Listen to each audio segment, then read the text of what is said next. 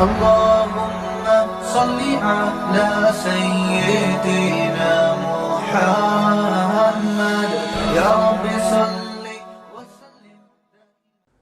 بسم اللہ الرحمن الرحیم. سورہ بقرہ آیت نمبر 24. اعوذ باللہ من الشیطان الرجیم. بسم اللہ الرحمن الرحیم. فَإِن لَمْ تَفْعَلُوا وَلَن تَفْعَلُوا فَاتَّقُوا النَّارَ الَّتِي وَقُودُهَا النَّاسُ وَالْحِجَارَةُ أُعِدَّتْ لِلْكَافِرِينَ. بس اگر تم یہ کام نہ کر سکو اور ہرگز نہیں کر سکو گے. اس پر میں نے پچھلے لیکچر میں تفصیل بتائی تھی کہ اس کو جملہ معترضہ کہتے ہیں، کہ ایک کلام چل رہا ہے، اس کے درمیان میں ایک ایسا جملہ ہے جس کی اس کلام سے بظاہر یعنی جو ترکیبی مناسبت ہے وہ نہیں ہے. ان لم تفعلوا، اگر تم یہ کام نہ کر سکو. جب بھی اگر کا لفظ آتا ہے تو ہم جواب میں آگے اس کا جواب دیتے ہیں. اگر یہ نہ ہوا تو یوں ہوگا، اگر یہ نہ ہوا تو پھر ایسا ہوگا. تو اس لیے قرآن نے کہا اگر تم یہ نہ کر سکو فاتقوا النار، تو جہنم کی آگ سے ڈرو. تو درمیان میں ایک جملہ اس کے آ گیا ولن تفعلوا، تم ہرگز ایسا نہیں کر سکتے. اس کو جملہ معترضہ کہتے ہیں. یعنی اللہ نے درمیان میں خبر دے دی کہ اگر سے یہ وہم ہو سکتا تھا کہ شاید تم کر سکتے ہو، تو درمیان میں اللہ نے خبر دے دی کہ یہ ایسا ممکن نہیں ہے. فاتقوا النار، تو اس آگ سے ڈرو. التی، وہ آگ، وقودها الناس والحجارہ، جس کا ایندھن انسان اور پتھر ہیں. اعدت للکافرین، جو کافروں کے لیے تیار کی گئی ہے. اس کا ترجمہ ہو چکا تھا، اب میں اس کی تھوڑی تفسیر بیان کر رہا ہوں. تو اس میں اللہ تعالیٰ نے بتایا کہ یہ جو ہم تمہیں قرآن کے ذریعے نصیحتیں کر رہے ہیں تو وہم ہو سکتا ہے کہ یہ اللہ کا کلام ہے یا محمد صلی اللہ علیہ وسلم نے خود سے بنا لیا ہے. تو شیطان یہ وسوسے درمیان میں ڈال سکتا ہے. تو اللہ تعالیٰ نے فرمایا کہ اگر تمہیں شبہ ہے کہ یہ اللہ کے علاوہ کسی اور کا کلام ہے تو انسان کا ہے نا، پھر تو تم بھی تو انسان ہو. اور محمد صلی اللہ علیہ وسلم نے تو کہیں کسی مدرسے میں، کسی اسکول میں، کسی یونیورسٹی میں پڑھا نہیں ہے. تمہارے پاس تو پڑھے لکھے لوگ بہت ہیں جو عربی ادب سے واقف ہیں، جو شاعری میں کمال پیدا کیا. عرب میں بڑے بڑے شعراء تھے اور شاعری میں تو عرب بہت یعنی کمال تھا، ان کو عبور تھا. تو اللہ نے فرمایا کہ تم تو اس سے زیادہ بلیغ کلام پھر کر سکتے ہوگے. اگر یہ انسانوں کا کلام ہے تو تم سارے مل کے جمع ہو کے تم بھی ایسا کلام لے کر آؤ. تو اگر نہیں کر سکتے تو پھر آگ سے ڈرو. کیا مطلب؟ پھر بھی تم اس کی انکار کر رہے ہو اس قرآن کا، تو آگ سے ڈرو جس کا ایندھن انسان اور پتھر ہے. تو یہ اس سے ثابت ہوتا ہے کہ قرآن کریم جو ہے یہ بلاغت کے اعلیٰ معیار پر ہے. پہلے تو یہ اچھی طرح سمجھیں کہ عربی میں بلاغت کہتے کس کو ہیں، کیونکہ آج لوگ کہتے ہیں نا کیا مطلب بھئی جیسا قرآن نہیں ہم بنا سکتے. بہت سے لوگوں نے تو کوشش کی ہے بنانے کی. تو خوب سمجھیں کہ سب سے خوبصورت کلام وہ کلام ہوتا ہے جس میں دو چیزیں ہوں، ایک فصاحت ہو اور ایک بلاغت ہو. جس کلام میں یہ دو چیزیں ہوں گی تو اس کو معیاری کلام کہا جاتا ہے. فصاحت کسے کہتے ہیں؟ بلاغت کسے کہتے ہیں؟ فصاحت کہتے ہیں کلام لفظی اور معنوی یوں سمجھیں کہ پیچیدگیوں سے پاک ہو. لفظی پیچیدگی کا مطلب یہ کہ جو پروناؤنسیشن ہے وہ لفظ کی وہ ایسی نہ ہو جو آپ کے کان کو بری لگتی ہو.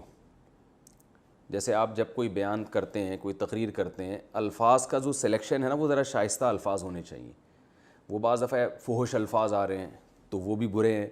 بعض دفعہ الفاظ کے جو پروناؤنسیشن ہے وہ اتنی عجیب گندی سی لگتی ہے وہ دیکھ، حالانکہ وہ لفظ صحیح ہوتا ہے لیکن اس کے لیے آپ جس لفظ کا انتخاب کر رہے ہیں یعنی وہ معنی صحیح ہوتا ہے لیکن وہ لفظ سننے میں اچھا نہیں لگ رہا ہوتا. تو جو لفظ یوں سمجھیں ہم آسان لفظوں میں کہہ سکتے ہیں، جو لفظ سننے میں اچھا نہ لگے وہ فصیح نہیں ہوتا.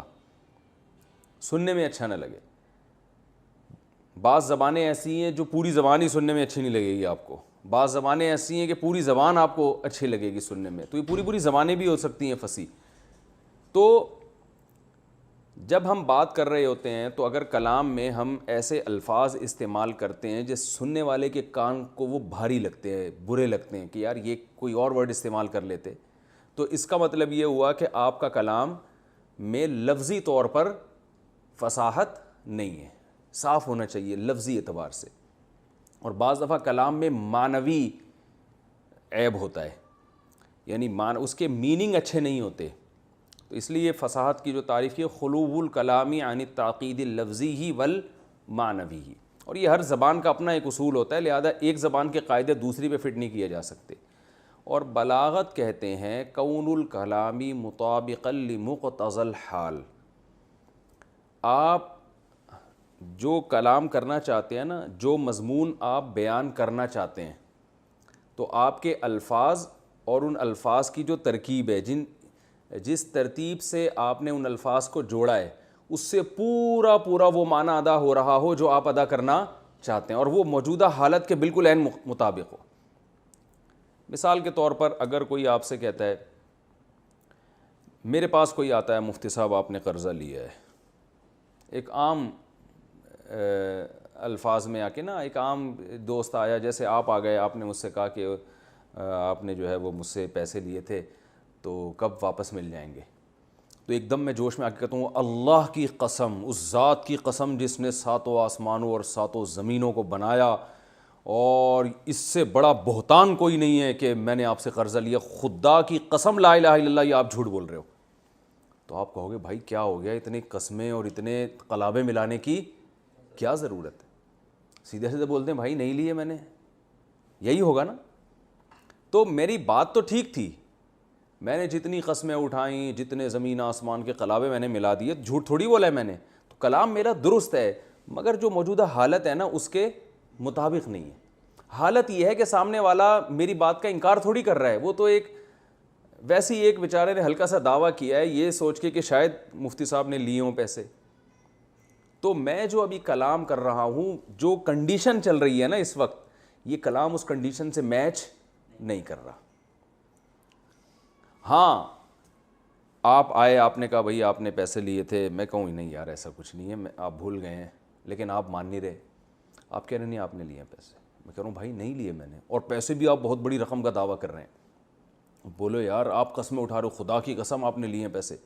جب زیادہ تکرار ہوگی پھر میں بولوں گا اللہ کی قسم لا الہ الا اللہ، میں حلفیہ بولتا ہوں میں نے آپ سے ایک دھیلا بھی نہیں لیا ہے۔ اب یہ جو کلام ہوگا یہ موجودہ حالت کے مطابق ہوگا، یہ بلاغت بلیغ کلام کہلائے گا۔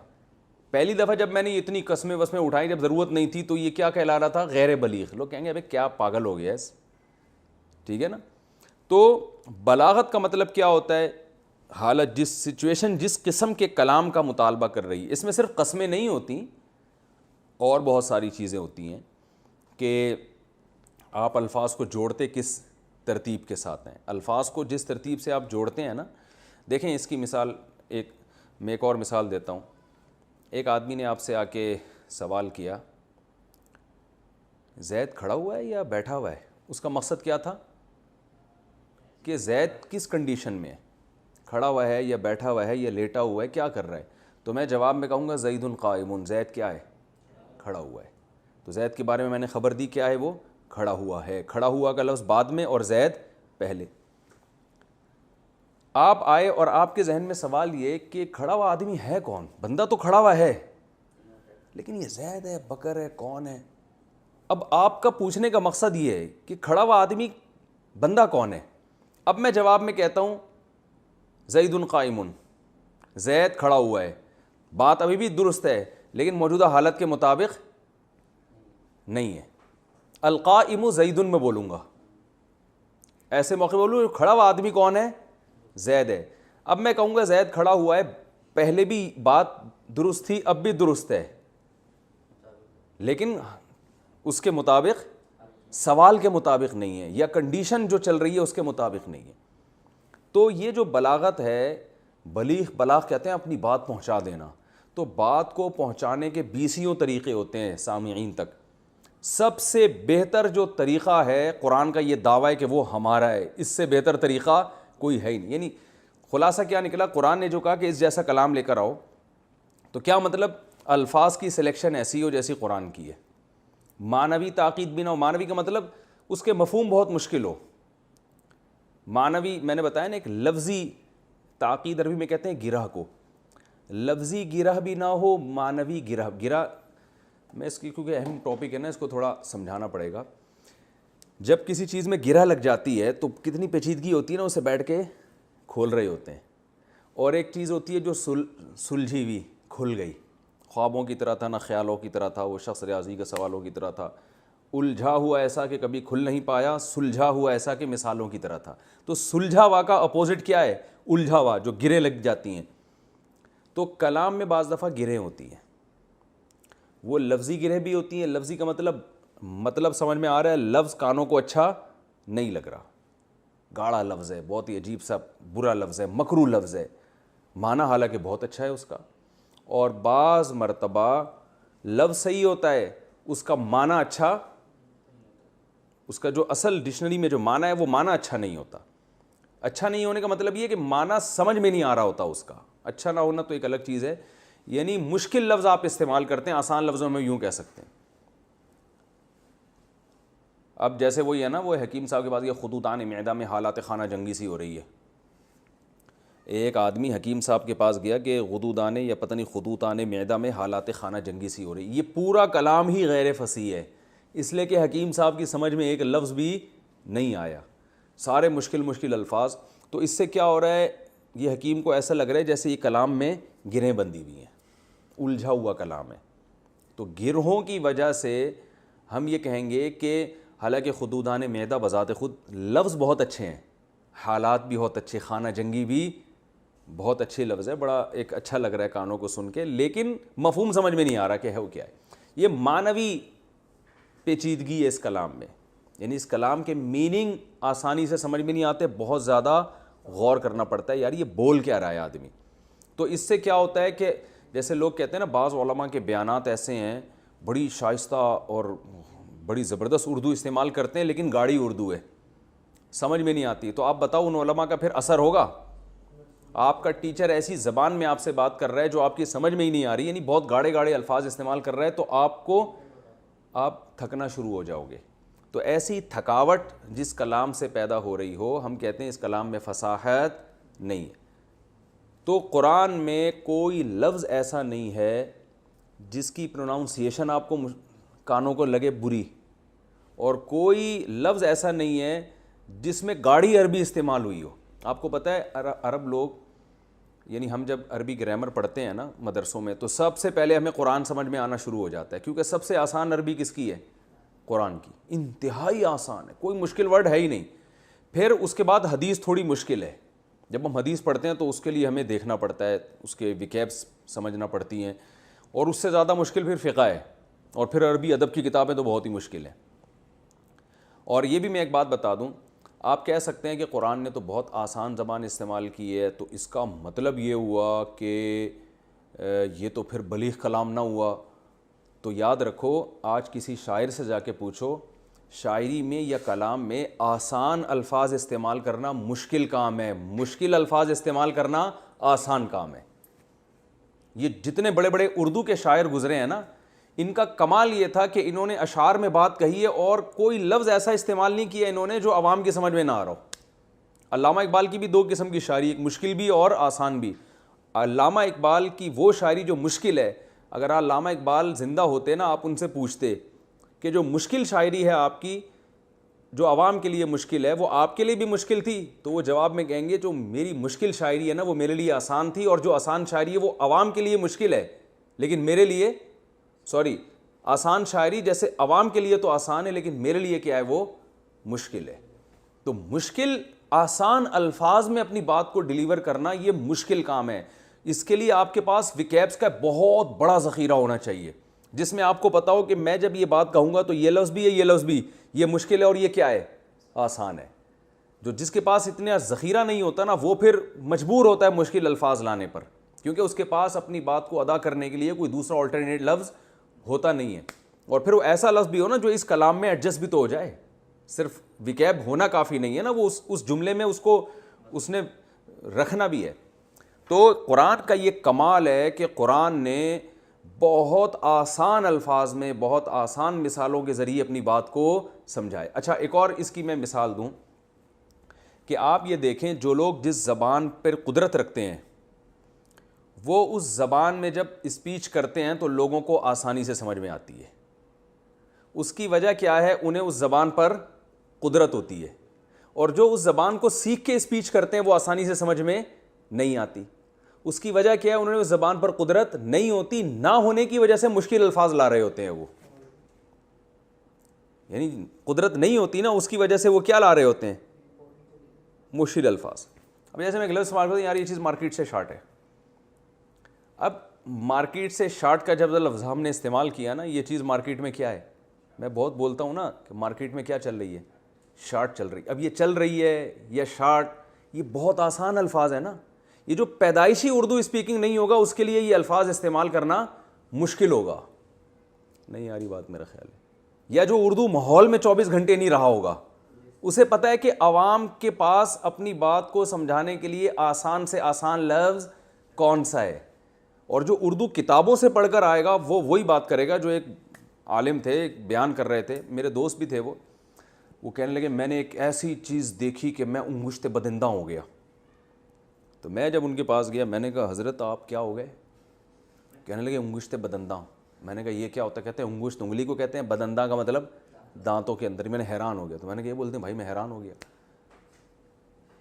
تو کیا ہے زبان پر ہم سمجھتے ہیں بڑی اچھی اردو بول رہا ہے، یہ اچھی نہیں ہے. یہ اچھی اس اعتبار سے ہے کہ پڑھا لکھا آدمی ہے، پڑھے لکھے لوگ اس طرح کی زبان استعمال کرتے ہیں، ذرا ادبی زبان. وہ ایک اور لحاظ سے اس میں حسن ہے کہ پڑھے لکھے لوگوں کی زبان اس طرح ہی ہوتی ہے، وہ ذرا گاڑے گاڑے الفاظ استعمال کرتے ہیں. لیکن اپنی بات کو اگر آپ سمجھانا چاہتے ہیں، لوگوں کے دلوں میں اتارنا چاہتے ہیں، اس میں اٹریکشن پیدا کرنا چاہتے ہیں، تو آپ کو بالکل عوام کی سطح پہ آ کے آسان سے آسان لفظ استعمال کرنا پڑے گا جو پبلک کے عام محاوروں میں استعمال ہو رہا ہے. سمجھ میں آ رہی ہے کہ نہیں آ رہی ہے؟ تو قرآن کا یہ کمال ہے کہ اس نے الحمد سے لے کے والناس تک کوئی ایک لفظ بھی ایسا استعمال نہیں کیا جو سننے میں لگے آپ کو کہ یہ کیا عجیب و غریب سا لفظ ہے. عرب کو دوسری زبانوں کا اعتبار نہیں ہے، کسی عربی بولنے والے کو لگے کہ یہ کیا ہے، مشکل لفظ ہے. اور ایسا بھی کوئی لفظ استعمال نہیں کیا جس میں معنوی لحاظ سے کیا ہو، پیچیدگی کے وہ عرب لوگ ڈکشنریاں تلاش کر رہے ہوں یا یہ غور کر رہے ہو یار یہ کیا لفظ استعمال کیا. بہت آسان. اور کمال یہ کہ اتنی آسان الفاظ اور اتنی آسان یعنی زبان کو ایسی ترکیب میں جوڑا ہے کہ بات جو ہے فوراً دل میں اتر جاتی، یعنی جو موجودہ حالت ہے اس کے بالکل عین مطابق ہے. اتنے عین مطابق ہے کہ قرآن یہ دعویٰ کرتا ہے کہ موجودہ حالت میں اس قسم کے مضمون کو بیان کرنے کے لیے اس سے اچھے الفاظ اور ایسی خوبصورت ترکیب، یعنی الفاظ کو جو جوڑا جاتا ہے، اس سے بہتر سلیکشن ہو نہیں سکتی کسی کی. تو اب یہ جو قرآن دعویٰ کر رہا ہے نا، یاد رکھو یہ دعویٰ اہل زبان ہی سمجھ سکتے ہیں. جیسے میں اگر یہ دعویٰ کرتا ہوں کہ فلاں عالم اردو میں تقریر کرتا ہے اور اردو میں جو فصاحت اور بلاغت ان کی زبان میں ہے اس طرح سے کوئی اور تقریر کر ہی نہیں سکتا، تو میرا یہ دعویٰ انگریزوں کی سمجھ میں نہیں آئے گا، پنجابی بولنے والے یا پشتو بولنے والوں کی سمجھ میں نہیں آئے گا. یہ دعویٰ اسی کی سمجھ میں آئے گا جو اردو زبان میں بھرپور مہارت رکھتے ہیں. سمجھ میں آ رہی بات؟ تو لہذا ایک عام آدمی، جیسے اب عام لوگ کہتے ہیں کہ قرآن بڑا فصیح و بلیغ ہے اور بلاغت کے اعلیٰ معیار پہ پہنچا ہوا ہے، تو ہمیں کیسے پتہ چلے گا پہنچا ہوا ہے؟ تو بھائی ہم اس کو فصاحت و بلاغت کی ڈیفینیشن تو بیان کر سکتے ہیں، لیکن یہ فیصلہ کرنا کہ واقعی اس معیار پہ پہنچا ہوا ہے یا نہیں، یہ غیر عربی کا کام نہیں ہے، وہ سمجھ ہی نہیں سکتا اس کو. سمجھ میں آ رہی؟ ہاں علماء جنہوں نے گرامر پڑھی ہو، عربی کتابیں پڑھی ہوں، وہ کسی حد تک سمجھ سکتے ہیں، مکمل طور پہ وہ بھی نہیں سمجھ. یہ صرف اہل زبان سمجھ سکتے ہیں، اور حقیقی میں بھی وہ اہل زبان جو باقاعدہ اس دور کے تھے جس وقت قرآن نازل ہو رہا تھا. سمجھتے ہو کہ نہیں سمجھتے؟ یہ میں اس لیے اتنی لمبی تقریر کر رہا ہوں کہ آج بھی انٹرنیٹ پہ کوئی بھی مکھنچو اٹھتا ہے، کچھ نہ کچھ آیتیں بنا کے پیش کر دیتا ہے اور کہتا ہے دیکھو میں نے بھی قرآن جیسی آیتیں بنا دی. اب سوال پیدا ہوتا ہے جب اس کو چیک کون کرے گا کہ یہ اس جیسی ہیں یا نہیں ہے؟ تو اب یہ دعویٰ، یعنی یہ دعویٰ قرآن مجید کا ایسا ہے کہ جب قرآن نے یہ دعویٰ کیا تو اس وقت جتنے عرب تھے وہ ہتھیار ڈال دیے تھے انہوں نے. تو قرآن کا یہ دعویٰ اس وقت ثابت ہو چکا ہے، اب کسی کو فنڈر بننے کی ضرورت نہیں ہے. اب اگر کوئی کہتا بھی ہے نا کہ میں بنا سکتا ہوں، تو بھائی اب کوئی چیک کون کرے گا کہ آپ نے جو بنایا یہ قرآن جیسا ہے بھی کہ نہیں ہے؟ یہ کون چیک کرے گا؟ ہو سکتا ہے کچھ عرب کے بڑے ماہر لوگ ہوں جو بالکل اسی زبان میں بات کرتے ہوں جو نبی صلی اللہ علیہ وسلم کے دور میں تھی، وہ چیک کر سکتے ہوں گے. لیکن ایک عام آدمی، میں چیک نہیں کر سکتا، آپ چیک نہیں کر سکتے. یہ کچھ اندازہ تو ہو جاتا ہے. جن لوگوں نے آیتیں بنا کے پیش کی ہیں نا، وہ حقیقت یہ ہے کہ پتہ چل جاتا ہے کہ ان میں جان نہیں ہے, ان میں دم نہیں ہے. لیکن یہ کہ کوئی لیبارٹری نہیں ہے جہاں ہم رکھ کے یہ ٹیسٹ کر سکیں کہ بھائی یہ واقعی قرآن کے مطابق نہیں ہے. تو اس لیے اب اگر کوئی یہ آیتیں پیش کرتا ہے کہ میں نے قرآن جیسی, تو اس صفحے کو آپ پھاڑ کے کیا کر دیں, جس صفحے پہ اس نے لکھی ہو نا, پھاڑ کے آگ میں پھینک دیں. کیونکہ اب یہ بحث کیا ہو چکی ہے, ختم ہو چکی ہے. جو صحیح قول علماء کا اس قسم کی آیتوں کے بارے میں وہ یہی ہے کہ جس وقت قرآن نے چیلنج کیا, پوری دنیا میں جہاں جہاں بھی عرب تھے وہ اس چیلنج کا جواب نہیں دے سکے, اور وہ عاجز آئے ہیں, انہوں نے کہا نہیں. اور واقعی دیکھو اگر دیا ہوتا تو کوئی تو تحریر ہمارے پاس آئی ہوتی نا. اتنے اسلام دشمن دنیا میں ہیں تو اس وقت کی کوئی تو کتاب ہوتی کہ بھئی یہ فلاں مشرک نے یا فلاں غیر مسلم نے یا فلاں یہودی جو عربی جانتا تھا اس نے قرآن کے مقابلے میں بنائی تھی, اور اس کو عربوں نے کہا تھا کہ واقعی یہ کس جیسی ہے, بلاغت میں اسی معیار پر ہے. تو کوئی ایک پیج بھی آج تک ہمارے پاس ایسا نہیں پہنچا. حالانکہ اسلام کے خلاف سازشیں تو ہوتی رہی ہیں. تو یہ اس کی علامت ہے کہ قرآن نے جو یہ دعویٰ کیا ہے, اس مقام پہ قرآن نے دعویٰ کیا کہ اگر تم اس جیسا کلام بنا کے لے آؤ, ایک جگہ پہ دعویٰ کیا کہ اس جیسی صورت بنا کے لے آؤ, اور ایک جگہ قرآن نے دعویٰ کیا کہ ایک آیت بنا کے لے آؤ. تو کوئی نہ ایک آیت بنا سکا, نہ ایک صورت بنا سکا, نہ اس جیسی دوسری کتاب بنا سکا. اب اگر کوئی اٹھ کے کہتا ہے تو ہم کہتے ہیں بھائی جب یہ رنگ میں جب پہلوان کوئی دعویٰ کرتا ہے نا کوئی میرے مقابلے میں آئے, اس وقت کوئی مقابلے میں نہیں آیا, تو یہ 6 مہینے بعد جا کے اس دعوے کو چیلنج کرنا یہ حماقت اور بے وقوفی ہے. جب اس کو سمجھنے والے موجود تھے بلاغت کے ان اصولوں کو, اس وقت ساری دنیا عاجز آ گئی تھی.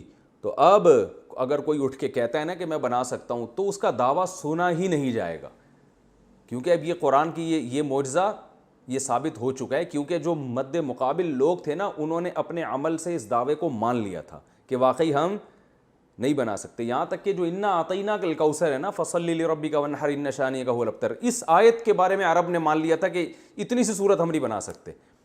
تو اس لیے اب یہ دعویٰ کرنا کیا ہے, فضول ہے. تو میں نے جو بلاغت اور فصاحت کے اصول تو بیان کر دیا آپ کو, لیکن یہ اصول جس زبان پہ چسپاں ہو رہے ہیں تو اس میں آپ کو اس زبان کا, اس کے انوائرمنٹ کا اور اس کے ماحول سے واقف ہونا ضروری ہے. تو آپ اسی زبان میں پیدا ہوں گے تو آپ کو اندازہ لگا سکتے ہو, کیونکہ یہ اصول کوئی ایسے ریاضی کے 2 اور 2 4 کی طرح نہیں ہے کہ آپ کیلکولیٹ کرو کہ 2 اور 2 = 5, تو یہ غلط ہے, بلکہ 2 + 2 = 4 ہوتا ہے. تو ایسے اصول نہیں ہیں. جیسے میں کہوں کہ ایک عام انگریز کو لا کے بٹھا دیں کہ اردو میں یہ جو تقریر کر رہا ہے یہ زیادہ اٹریکٹیو ہے, یا یہ جو تقریر کر رہا ہے یہ زیادہ اٹریکٹیو ہے, تو کہے گا بھائی یہ تو جو پیدا ہوا ہو اردو زبان بچپن سے بول رہا ہو اور سارا چاروں طرف وہی ماحول ہو, وہی آپ کو بتا سکتا ہے, کوئی دوسرا نہیں بتا سکتا. تو یہی حال ایسا بھی ہے کہ قرآن کا جو یہ بلاغت کا چیلنج ہے, اس میں عام آدمی یہ بتا ہی نہیں سکتا کہ یہ چیلنج جو قرآن نے کیا ہے تو کسی نے اس کا جواب, فلاں نے جو اس کا جواب دیا ہے تو یہ جواب بنتا بھی ہے یا نہیں بنتا. البتہ اتنی بات ضرور ہے کہ قرآن کی بلاغت اتنے زبردست عروج کو پہنچی ہوئی ہے نا, کہ آپ اگر عربی گرامر کا کچھ حصہ پڑھ لو تو کچھ اندازہ بہرحال ہونا شروع ہو جاتا ہے. یعنی بلاغت کے ایسے مقام پر ہے کہ اگر آپ کو تھوڑی سی عربی سے شد بدھ ہو جائے نا تو اتنا تو اندازہ ہو جاتا ہے کہ یار یہ کلام میں اٹریکشن بہت زیادہ ہے, اس کی آیتوں میں یعنی مٹھاس بہت ہے اور کانوں کو اچھی لگتی ہیں. بلکہ میں تو کہتا ہوں جن کو ترجمہ نہیں بھی آتا نا, وہ بھی جب قرآن پڑھتے ہیں تو اتنا تو فیصلہ وہ بھی کر لیتے ہیں اس میں تاکید لفظی نہیں ہے. یہی قرآن اگر کسی اور زبان میں ہوتا نا تو اتنی مٹھاس اس میں نہ ہوتی. یعنی کسی اور زبان میں کسی اور کا کلام ہوتا. تو اللہ کا کلام ہے تو الفاظ بھی ایسے ہیں جس کانوں کو سن کے کیا مزہ آتا ہے. نہیں لوگ حرم, وہ امام حرم کی تلاوت لگا کے بیٹھے ہوتے ہیں, کوئی قاری عبد الباسط کی تلاوت لگا کے بیٹھا ہوتا ہے, حالانکہ سمجھ میں نہیں آ رہا ہوتا, پھر مزہ پھر بھی آ رہا ہوتا ہے. اور رہا یہ کہ اٹریکشن کتنی ہے تو وہ دیکھ لو آپ, اس میں کتنے بڑے بڑے سخت دل لوگ اس سے پگھل گئے ہیں, اور آج بھی لوگ قرآن پڑھ کے روتے ہیں. تو اس کا مطلب اٹریکٹ کر رہا ہوتا ہے نا, اثر کر رہا ہوتا ہے ان کے اوپر.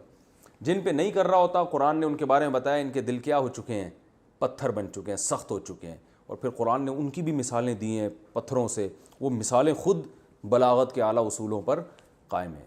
ابھی ہم نے جو مثال پڑھی تھی او کصیب من السماء فیہ ظلمات ورعد وبرق, یہ تو میں نے مثال کو اردو میں ڈیفائن کیا نا, اس لیے مزہ نہیں آیا آپ کو, کیونکہ جب مثال کو جب سمجھایا جاتا ہے تو مزہ تھوڑی آتا ہے. ایسے ہی جیسے لطیفے کی آپ تشریح بیان کر رہے ہیں تو تھوڑی ہنسی آئے گی. مثال اسی زبان میں جب آپ سمجھیں گے نا, جب آپ کو عبور حاصل ہو جائے تو آپ کو پتہ چلتا ہے کہ یہ مثال کتنی جاندار ہے. او کصیب من السماء فیہ ظلمات ورعد وبرق یجعلون اصابعهم فی آذانهم من الصواعق حذر الموت یکاد البرق یخطف ابصارهم کلما اضاء لهم مشوا فیہ واذا اظلم علیہم قاموا. یہ بڑی جاندار مثال ہے, بڑا پڑھنے میں سننے میں مزہ آتا ہے اس مثال میں. تو خیر اللہ نے فرمایا کہ تم اس جیسا کلام بنا کے لاؤ, اگر نہیں لا سکتے تو اس آگ سے ڈرو. خود نبی کا معجزہ ہے کہ ایک لفظ بھی آپ نے کبھی زندگی میں نہیں لکھا مگر ایسا کلام پیش کر دیا کہ چیلنج کر رہے ہیں کہ اس جیسی آیت لے کر آؤ, مگر کوئی اس زمانے میں اس چیلنج کو قبول نہیں کر سکا اور یعنی اس کا جواب نہیں دے سکا. بعض گوروں نے اس پر اعتراض کیا, ہو سکتا ہے لکھا ہو مسلمانوں نے جلا دیا ہو, تو مسلمانوں کی پوری دنیا میں حکومت قائم ہوئی نہیں ہے. شاید اس میں یہی حکمت ہو اللہ نے پوری دنیا میں قائم نہ ہونے دی ہو کہ بعد میں لوگ کہہ سکتے ہوں کہ یار یہ تو پوری دنیا میں قائم ہو گئی تھی, انہوں نے اپنے خلاف جو کچھ تھا سب ختم کر دیا ہوگا. تو اس لیے شاید اللہ نے پوری دنیا میں اسلام کو ابھی تک نافذ ہونے دیا ہی نہیں, حجت پوری رہے بعد والے لوگوں پر. کہ بھائی بہت بڑا ایریا اس دور میں بھی ایسا تھا جو اسلامی حدود سے کیا تھا, باہر تھا, تو وہاں وہ عرب کوئی بھی لکھتا, کوئی بھی بدبخت کچھ بھی کر کے سیو کر لیتا اور کہتا دیکھو فیوچر میں نکال کے, تو کچھ بھی نہیں ملتا, ایک صفحہ بھی نہیں ملتا ہے ہمیں. وہ سب ان سب نے کچھ کسی اور نہج پہ محنت کی, اس پہ انہوں نے کی نہیں, اور جنہوں نے کی تو وہ ایسے بھونڈا کلام لے کر آئے ہیں, وہ ملتا بھی ہے ہمیں. تاریخ میں ایسے کچھ ہمیں اوراق ملتے ہیں جس کو بعض جھوٹے نبیوں نے دعویٰ کیا تھا ہم بھی اللہ کے کلام جیسا کلام بنا کے لائے, جو وہ پڑھتا ہے آدمی تو اس کو ہنسی آتی ہے کہ یار یہ خدا کا کلام نہیں ہو سکتا. وہ پڑھ کے ایک عام آدمی فیصلہ کر لے گا, عربی ہونا تو دور کی بات ہے. تو آگے اللہ نے فرمایا وبشر الذین آمنوا, اور خوشخبری سنا دیں ان لوگوں کو جو ایمان لائے, وعملوا الصالحات, اور نیک اعمال کیے, ان لہم جنات تجری من تحتها الانہار, کہ ان کے لیے باغات ہیں جن کے نیچے نہریں بہتی ہیں, اور جب بھی ان کو ان باغات میں سے کوئی پھل دیا جائے گا تو وہ کہیں گے یہ تو وہی ہے جو ہمیں دنیا میں بھی دیا گیا تھا, رزقنا من قبل. اور یہ کیوں کہیں گے وَأُتُوا بِهِ مُتَشَابِهًا, اللہ فرماتے ہیں کہ ان کو اسی کے مشابہ پھل دیا جائے گا. تو اس سے پتہ چلتا ہے کہ ہمیں جو دنیا میں ہمیں نعمتیں مل رہی ہیں نا, جنت میں ہوں گی یہی, لیکن ان کا ذائقہ میں لذت بہت زیادہ ہوگی. اب یہی کیوں اللہ دے رہے ہیں, بہت ساری حکمتیں اس کی علماء نے بیان کی ہیں. جو بڑی حکمت سمجھ میں آتی ہے کہ انسان جس چیز سے مانوس ہوتا ہے نا اس سے دیکھ کے خوش ہوتا ہے. دیکھو میرے اب بھی باہر ملکوں میں سفر ہوتے ہیں نا, بعض دفعہ کوئی ایسا پھل آ جاتا ہے ہمارے سامنے, ہم نے کبھی دیکھا بھی نہیں ہوتا. وہ تھائی لینڈ میں نا بڑے مختلف قسم کے پھل ہیں اور بڑے لذیذ ہوتے ہیں. تو پہلی دفعہ کھاتے ہوئے آدمی کیا ہوتا ہے, ڈر رہا ہوتا ہے. آم کی پیٹی جیسے ہی کھلتی ہے ایک دم لپکتے ہیں نا, کیونکہ یہ وہ خوشبو ہے جس سے ہم کیا ہیں, مانوس ہیں. لیکن نیا پھل آدمی کھاتے ہوئے کیا کرتا ہے, وہ اس کو وہ پیدا نہیں ہوتا, ٹیسٹ گین کرنا پڑتا ہے. تبھی کمپنیاں کیا کرتی ہیں کہ آپ کو کوئی نئی پروڈکٹ جب آتی ہے نا تو فری میں بانٹتی ہیں کہ کچھ دن اس کو عادی بناؤ. تو جنت تو مزے کی چیز ہے نا, اللہ نے یہ نہیں رکھا کہ پہلے 6 مہینے اس کو اس پھل کا عادی بناؤ, بھائی کھاؤ, ٹھیک ہے نا, ابھی سے کھانا شروع کر دو لذت. تو اس لیے اللہ نے وہ پھل رکھے جو پہلے سے دنیا میں جن کا ذائقہ یہ چکھ چکا ہے. ہاں اس کے ذائقے میں لذت کئی گنا بڑھا دی جائے گی, اس میں لذت کئی گنا بڑھا دی جائے گی. تو اس لیے اللہ تعالیٰ نے, تاکہ لوگ ان چیزوں سے پہلے سے کیا ہوں, مانوس ہوں. وَلَهُمْ فِيهَا أَزْوَاجٌ مُطَهَّرَةٌ, اور ہے اس جنت میں ان کے لیے پاکیزہ بیویاں, اور وہ ہمیشہ ہمیشہ اس میں رہیں گے. پاکیزہ مطہرۃ کا مطلب ظاہری نجاست سے بھی پاک اور باطنی گندگیوں سے بھی پاک. مطہرۃ من الدنس, میل کچیل سے پاک بیویاں, حیض و نفاس سے پاک عورتیں. اور یہ تو ظاہری گندگی ہے, اور باطنی گندگی کیا ہے, حسد, بغض, چالاکیاں. جیسے آج بعض خواتین جو تفسیر کا لیکچر نہیں سنتی, ان میں بعض خواتین میں ہوتی ہیں, ہوتا ہے نا لالچ ہے, جس کی وجہ سے میاں کو ان سے کیا ہونے لگتی ہے, نفرت. جب بھی پینٹ اٹھا کے رکھی اس سے بٹوا غائب, کبھی بھی جب بھی بٹوا چیک کیا تو کچھ پیسے کیا ہیں, غائب ہیں. تو آدمی کے دل میں خیالات آنے شروع ہو جاتے ہیں الٹے الٹے. تو مطہرۃ وہ پاکیزہ ہوں گی باطنی عیوب سے بھی, یعنی دل کی بیماریوں سے بھی, اور ظاہری بیماری, ظاہری عیب سے بھی. ظاہری عیب کا مطلب جو ظاہری گندگی ہے, جو حیض و نفاس ہے, اس سے بھی پاک ہوں گی, اور وہ ہمیشہ اس میں رہیں گے. ان اللہ لا, آج جتنے لبرل لوگ حوروں کا مذاق اڑاتے ہیں نا, اتنا کسی اور چیز کا نہیں اڑاتے, حالانکہ یہ خود جتنے ٹھرکی ہوتے ہیں نائٹ کلبوں کے اور شرابوں کے عادی ہوتے ہیں. تو یہ تو دنیا میں ہوس کے مریض ہیں کہ آخرت کی جو جنت ہے اس نعمت کو یہ اس دنیا کی خاطر چھوڑ دیتے ہیں ہوس کی وجہ سے. تو خود ہوس کے مریض ہوتے ہیں تو مذاق ان کو اپنا اڑانا چاہیے. تو اللہ نے فرمایا اس میں نیک بیویاں ہوں گی جس میں یہ ہمیشہ رہیں گے. ان اللہ لا یستحیی ان یضرب مثلا ما بعوضۃ فما فوقها. اللہ حیا نہیں کرتا اس بات سے کہ وہ مچھر کی مثال بیان کرے فما فوقها یا اس سے بھی اوپر کی چیز. کیا مطلب؟ جو گھٹیا ہونے میں اس سے بھی اوپر ہو, یعنی مچھر سے بھی کمتر چیز کی مثال اللہ بیان کر سکتا ہے. اصل میں قرآن میں یہ مثالیں ہیں نا کہ ضرب مثل فاستمعوا له, کہ ایک مثال بیان کی جاتی ہے اسے غور سے سنو. تم جن معبودوں کی عبادت کرتے ہو نا, اگر مکھی ان سے کوئی چیز لے کے اڑ جائے تو کیا ہے؟ ضرب مثل فاستمعوا ان الذين تدعون من دون الله لن يخلقوا ذبابا. ایک مکھی بھی نہیں پیدا کر سکتے یہ. وَإِن يَسْلُبْهُمُ الذُّبَابُ شَيْئًا لَا يَسْتَنْقِذُوهُ مِنْهُ. اور مکھی ان سے کوئی چیز لے کے بھاگ جائے تو اسے چھڑا نہیں سکتے. وہ جو بت ہے نا, تو مکھی بھی پیدا نہیں کر سکتے. تو اس پہ مشرکین کہنے لگے یہ اگر اللہ کا کلام ہے, ایک طرف تو آپ کہتے ہیں بلیغ اور فصیح اور بادشاہ کا کلام, تو بادشاہ مکھی مچھر کی مثالیں, مکھی کی مثالیں کیوں دے رہا ہے؟ یہ بھی آج بھی لوگوں کو نا اس طرح کی چیزیں ہوتی ہیں, اعتراضات نکالتے ہیں, کچھ علماء کے کلام میں نکالتے ہیں, کچھ قرآن میں, کہ اللہ ہے اور مثال کس چیز کی دے رہا ہے؟ مکھی کی, کہ مکھی نہیں پیدا کر سکتے. تو قرآن نے اس کا جواب دیا کہ مکھی تو دور کی بات, اللہ مچھر کی مثال بیان کرنے سے بھی حیا نہیں کرتا. یہ حیا نہ کرنا ہمارے زبان میں اللہ نے بات کی ہے نا ہم سے, ہمیں شرم آتی ہے نا چھوٹی چھوٹی مثالیں دیتے ہوئے. تو فما فوقہا, بلکہ مچھر سے بھی کوئی گھٹیا چیز ہو تو اس کی بھی اللہ مثال دے گا. اس لیے کہ وہ جو مثال ہے نا, وہ تم مچھر کی اور مکھی کی شکل کو دیکھ کے گھٹیا ہونے کا فیصلہ کر رہے ہو. جو اللہ نے دعویٰ کیا ہے نا کہ تم مکھی پیدا نہیں کر سکتے, اس دعوے کو نہیں دیکھ رہے کہ واقعی مکھی اور مچھر اللہ کی قدرت کے بہت بڑے شاہکار ہیں. میں نے یہ آیت کے پہ نا مچھر پہ تحقیق کی تھی. اس آیت کی ایک جگہ میں نے تفسیر بیان کی, تو مچھر کے بارے میں میں نے بڑی تحقیق کی کہ اللہ نے مچھر کو اتنا ہائی لائٹ کیوں کیا قرآن مجید میں. حالانکہ مچھر کیسا جانور ہے, بیکار سا. تو پتہ چلا بھائی مچھر بھی عجیب چیز ہے بھائی. کم بہت 100 یا 400 آنکھیں ہوتی ہیں اس کے, اتنی سی کھوپڑی میں دماغ بھی ہے اور اس میں 100 آنکھیں ہیں, کم سے کم 100 آنکھیں جن سے وہ ہر طرف دیکھ رہا ہوتا ہے. پھر اس کا ایسا عجیب و غریب سسٹم ہے, جب یہ مچھر کی مادہ آ کے خون چوستی ہے نا, یہ خون چوسنے کا پروسیس ہی بڑا عجیب ہے. یہ تو ایسا لگتا ہے کوئی بڑا میڈیکل کالج میں پڑھا ہوا ہو جس کو پتا ہو کہ ٹیکا لگاتے کیسے ہیں, تکلیف سے کیسے بچانا ہے, پھر کھینچنا کیسے, پھر کون سے کیمیکل چھوڑنا ہے, جیسے ڈاکٹر نہیں کر رہے ہوتے. ایک ایک چیز جانتا ہے یہ کمبخت. تو کیا مچھر کی مادہ کیا کرتی ہے, وہ جب آپ کے بیٹھے گی نا, بیٹھتے ہی سب سے پہلے تو سوئی گھسیڑے گی اندر. نہیں, پہلے اس جگہ کو سن کرتی ہے تاکہ آپ کو تکلیف نہ ہو, کیونکہ اگر ویسے ہی گھسیڑ دیا آپ ایک دم اٹھ کے چماٹ لگاؤ گے اس کے نا, ٹھیک ہے نا, کہ یار یہ کیا ہو. بڑی ڈیڑھ ہوشیار ہے, اس کو پتہ ہے پہلے سے وہ سن کرے گی اس جگہ کو. پھر وہ ایسے وہ داخل کرتی ہے سوئی اس کے اندر اپنی, پھر ایسے جیسے ہم کھینچتے نہیں ہیں, کھینچ کھینچ کے پھول کے کپا بن جائے گی.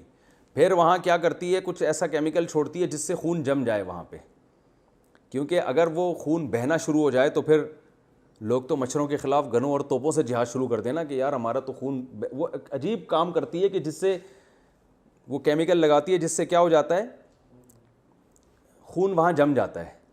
ہمیں جو بعد میں خارش ہوتی ہے نا, وہ اس کیمیکل کی وجہ سے ہوتی ہے, اور اس وقت تک مچھر خون پی کے جا چکا ہوتا ہے, ہمیں اس وقت تو پتہ ہی نہیں چل رہا ہوتا.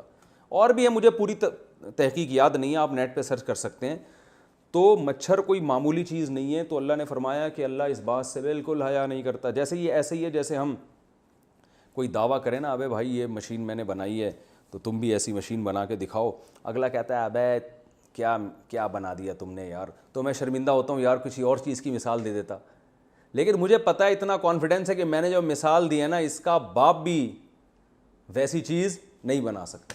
تو میں شرمندہ نہیں ہوں گا, بلکہ میں کہوں گا بھائی میں نے جو چیلنج کے لیے اپنی پروڈکٹ آپ کے سامنے پیش کی ہے, میں اس پہ ذرہ برابر بھی شرمندہ نہیں ہوں. تو بالکل یہی انداز کس کا ہے, قرآن مجید کا کہ ہم نے جو مکھی کی مثال دی ہے، مکھی دور کی بات، اللہ کہتے ہیں مکھی کو اور چھوٹا کر لو، مچھر پہ آ جاؤ، ٹھیک ہے نا. تو مچھر کی مثال دیتے ہیں، تم مچھر بنا کے دکھا دو. تو یہ نہیں تم سے بن سکتا، اور اللہ اس سے شرمندہ نہیں ہے. اپنی جو اللہ نے مثال دی تھی نا مکھی کی، اللہ اس میں شرمندہ نہیں ہے، کیونکہ تم بنا نہیں سکتے. بہت یعنی پیچیدگی ہیں اس میں. اگر بنائے گا تو کلوننگ کے ذریعے نا، وہی اسی کے سیل لے کے، وہ تو پہلے سے ایک بنی بنائی چیز ہے، اسی کو گرو کیا جا رہا ہے، تو خود سے نہیں بنا سکتے تم. وَلَن يَخْلُقُ، فرمایا کہ فَيَقُولُونَ فَأَمَّا الَّذِينَ آمَنُوا، ہاں جب اللہ یہ مثالیں دیتا ہے تو جو ایمان والے لوگ ہیں، فَيَعْلَمُونَ أَنَّهُ الْحَقُّ مِن رَبِّهِمْ، وہ جانتے ہیں کہ یہ مثال حق ہے، یعنی بالکل ٹو دا حق. مثال کا مطلب ہوتا ہے جو دعویٰ ہے بالکل اس کے عین مطابق ہے، بالکل اس کے عین مطابق ہے اپنے رب کی طرف سے. وَأَمَّا الَّذِينَ كَفَرُوا، جو کافر ہیں، فَيَقُولُونَ، وہ کہتے ہیں ماذا اراد اللہ بہذا مثلا، کیا اللہ ارادہ کر رہا ہے ان چیزوں کو بطور مثال پیش کر. پتہ نہیں جیسے گھننے بن کے نہیں لوگ کہتے یہ کیا مکھی مچھر کی مثال ہے. ایک طرف کہتے ہیں اللہ کا کلام ہے، اللہ عرش پر ہے، ساتھ ہیں، کیا مکھی مچھر کی مثالیں دے رہا ہے اللہ تعالیٰ. مثالیں دے سورج چاند کی تو سمجھ میں آتا ہے. تو اللہ فرماتے ہیں کافر ایسے توہین کرتے ہیں. فرمایا یضل بہ کثیرا، اللہ ان مثالوں کے ذریعے بہت سوں کو مزید گمراہ کر دیتا ہے. یعنی وہ اور دین سے دور ہو گئے نا کافر، یہ مثالیں سن کے بجائے قریب آنے کے کیا ہو گئے، دور ہو گئے. تو اللہ نے ان کو گمراہ کر دیا. تو اللہ گمراہ زبردستی نہیں کرتا، کسی کی اپنی حرکتوں کی وجہ سے کرتا ہے، کیونکہ وہ اس پر صحیح طرح سے سوچنے کے لیے تیار، پازیٹیو وے میں سوچنے کے لیے تیار ہی نہیں ہے، اس لیے اللہ ان کو گمراہ کر دیتا ہے.